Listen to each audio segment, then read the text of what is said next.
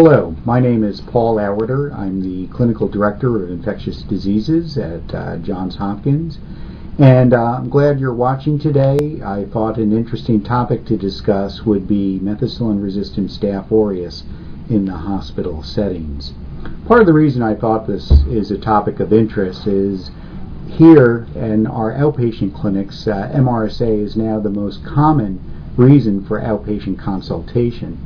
And almost every day that I'm rounding on wards, patients ask me about hospital-acquired infections and what doctors and institutions are doing to try to help prevent them from acquiring these infections.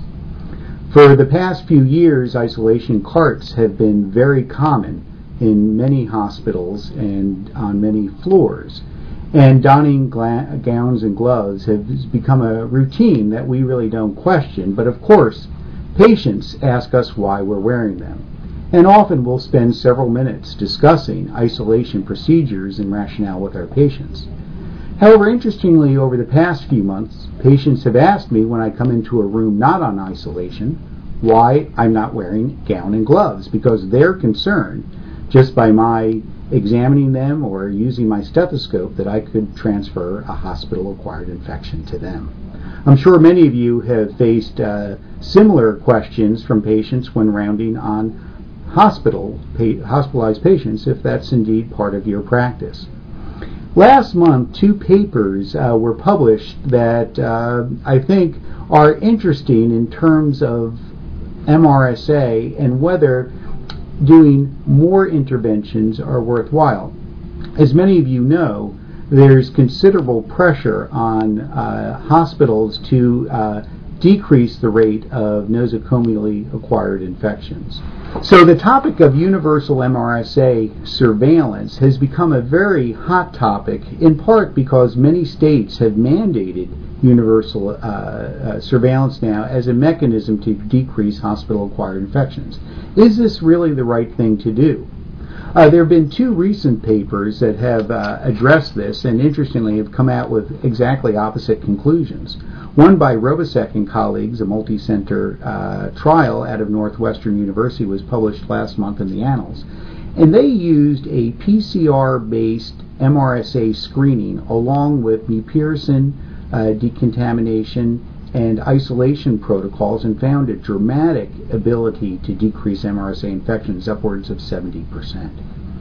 A second paper, however, done in Europe by Auwaerter and colleagues in JAMA was published last month, and they studied surgical patients and whether rapid detection of MRSA in this surgical population could decrease the risk of MRSA infections, and came to the conclusion that this intensive intervention was of no help.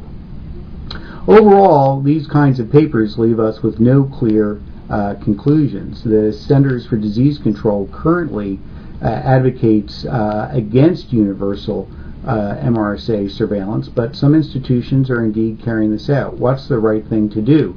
What should we tell our patients? I think this still leaves many of us struggling with both the art and the science of medicine, even applied to hospital infection control. And the right decisions are no doubt individualized. This is a very expensive protocol that consumes lots of hospital resources, and the question is really whether there's a lot of MRSA, I think, in your institution, and whether rapid screening protocols or universal screening protocols would yield benefit has to be weighed against the other interventions that also have some roles, like hand washing, strict contact isolation, or even more rapid detection techniques. So I think these papers are very interesting and just point up to the fact that the controversy will continue. And that what we tell our patients when we round, whether we wear gowns or not, will continue probably to be debated for some time, but that we shouldn't probably buckle under political pressure to do something as extensive as universal surveillance unless if we really feel it's for the best of our institution. I know at Johns Hopkins we continue to struggle with whether we should apply universal surveillance or not, and we are continuing to look at that specifically here, but we're not currently doing that to the extent that other institutions are.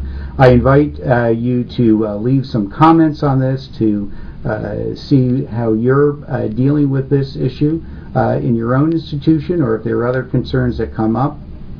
I thank you very much for listening to this, and look forward to your comments and to the next session. This is Paul Auwaerter from Johns Hopkins signing off.